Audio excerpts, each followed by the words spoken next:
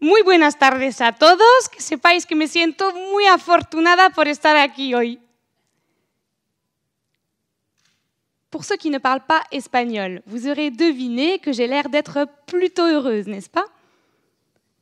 Quand on parle de langue, il n'est pas exclu de se retrouver dans une situation de malaise parce qu'on ne comprend pas bien l'intention de son interlocuteur. Ce n'est pas forcément lié à la grammaire ou au lexique, mais ça peut venir de la musique de la langue, qu'on appelle en phonétique la prosodie.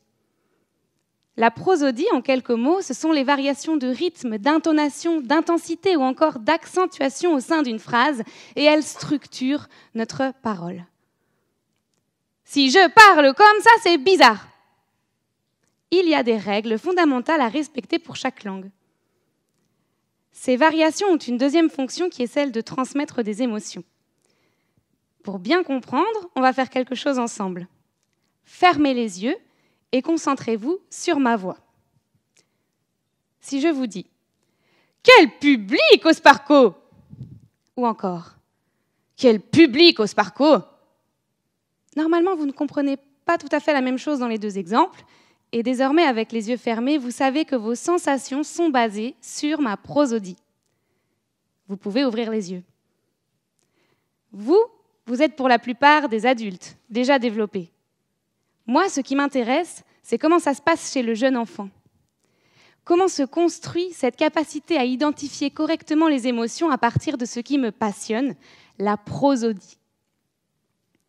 On sait que vers l'âge de 5 ans, l'enfant identifie mieux l'expression de la joie que celle de la colère. Mais ça dépend des langues. Et quand on a deux langues, est-ce que le fonctionnement est le même dans les deux ou est-ce qu'une langue prend le dessus sur l'autre? Et si oui, laquelle?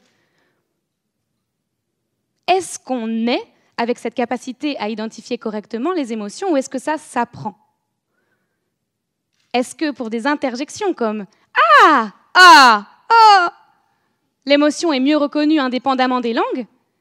Et pour des phrases comme « Quel public au Sparco », ici en français, l'émotion serait mieux identifiée par les locuteurs francophones? Mais quand on a deux langues, à quoi doit-on s'attendre?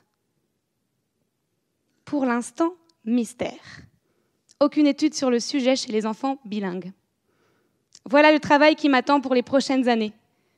Répondre à toutes ces questions en créant une variété d'audio dans différentes langues avec différentes émotions, les valider, les tester et mieux comprendre le développement des enfants bilingues. Chaque voix est unique, particulière, elle nous appartient.